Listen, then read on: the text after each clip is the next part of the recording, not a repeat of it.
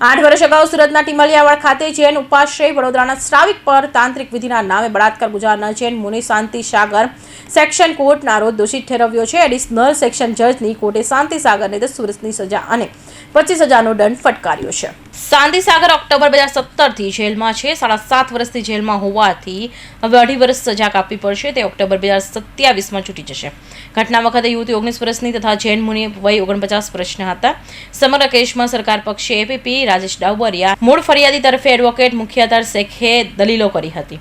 આરોપીને દોષી સાબિત કરવા પીડિતાની જુબાની મેડિકલ પુરાવા અને 32 સાક્ષી શાહેદોના નિવેદનોના મહત્વના સાબિત થયા હતા। સમગ્ર સુનાવણીમાં 2 જજ બદલાયા। આરોપી શાંતિ સાગરે જામીન માટે સુપ્રીમ કોર્ટ સુધી પ્રયાસ કર્યા છતાં 8 વર્ષમાં એક પણ જામીન મળ્યા નહોતા। તેમાં ટ્રાયલ દરમિયાન પીડિતાના પિતાનું મોત થયું હતું। સુનાવણીમાં પીડિતાને વેશ બદલી આવવું પડતું। અંતે ન્યાય મળ્યો છે। શાંતિ સાગરના કેસમાં સુરતના એડિશનલ સેશન જજ શ્રી A.K. શાહ સાહેબે ગઈકાલે આરોપીને કસૂરવાર ઠેરવેલો હતો। ટ્રાયલ મારા એડિશનલ પીપી રાજેશભાઈ ડોબરિયાએ ચલાવી અને સજાને માટે આજે દલીલ કરવામાં આવી। આરોપીનો જે રોલ હતો તે રોલ દલીલમાં કહેવામાં આવ્યો। ગુનાની ગંભીરતા શું છે તે પણ કહેવામાં આવી। સામે પક્ષે એવું પણ કહેવામાં આવ્યું કે આરોપી 27 વર્ષથી સાધુ જેવું જીવન જીવે છે તો એ મિટિગેટિંગ સર્કમસ્ટાન્સીસમાં ગણવા જોઈએ અને ઓછી સજા કરવી જોઈએ। સરકાર પક્ષે પણ મહત્તમ સજા અને ન્યાયિક સજા કરવાને માટેની રજૂઆત કરવામાં આવી। અત્યારે કોર્ટે ચુકાદો આપ્યો તે પ્રમાણે આરોપી શાંતિ સાગરને 10 વર્ષની કેદની સજા સંભળાવી છે।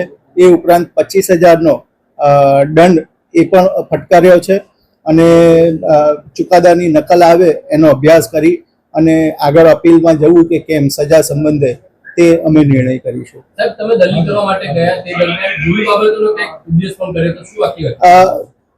આરોપી પક્ષે એનું સાધુતાનું જીવનનું વર્ણન કર્યું એટલે તે વખતે મેં કીધું કે સાહેબ ગુરુનું કામ એવું હોય છે, ગુરુ બ્રહ્મા ગુરુ વિષ્ણુ ગુરુ દેવ મહેશ્વરા, ગુરુએ જ્ઞાન આપવાનું હોય છે, અંધકારમાંથી દૂર લેવાનું કામ હોય છે। જ્યારે આ ગુરુએ છોકરીની સાથે જ આ રીતે બળાત્કાર કરી અને એને માનસિક અને શારીરિક ટ્રોમા પહોંચાડ્યો છે।